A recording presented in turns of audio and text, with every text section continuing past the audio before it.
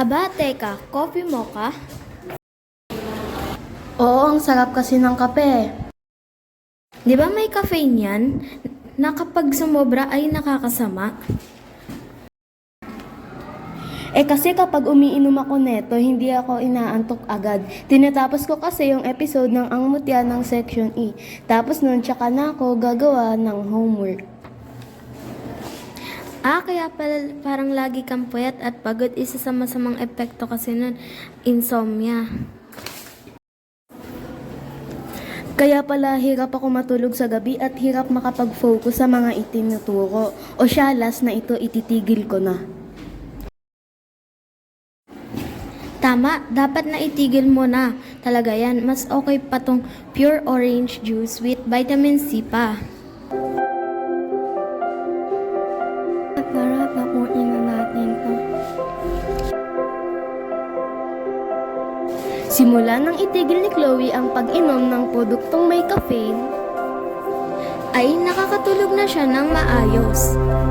maaga na din siyang nakakapasok sa paaralan at bumalik ang kanyang pagiging masigla.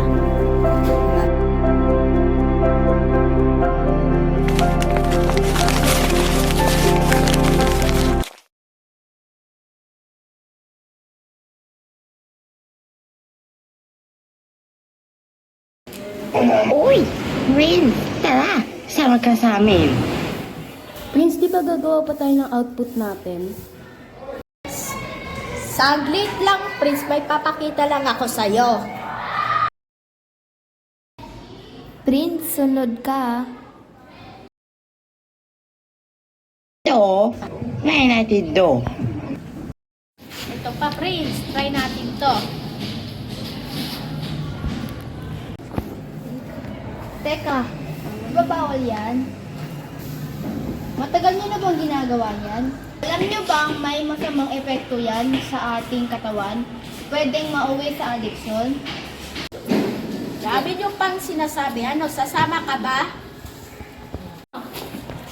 Sige na. Tara na. Hoy, ano yan? Ano yung tinatago na dyan?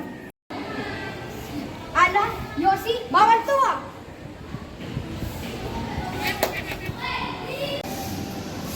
Halika, sumama kayo sa akin sa guidance.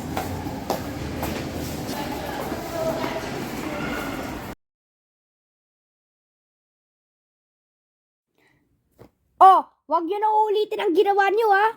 Alam niyo ba na masama sa batang tulad niyo ang magiging epekto niyan? Sa susunod na gagawin niyo yan, ay hindi ko na palalagpasin yan. Awa-awa kayo magre-report ng mga activities na ginagawa niyo, okay? Nang dahil sa pag-uusap na naganap sa guidance office ay napatunayan na wala kasalanan si Prince at nadamay lamang.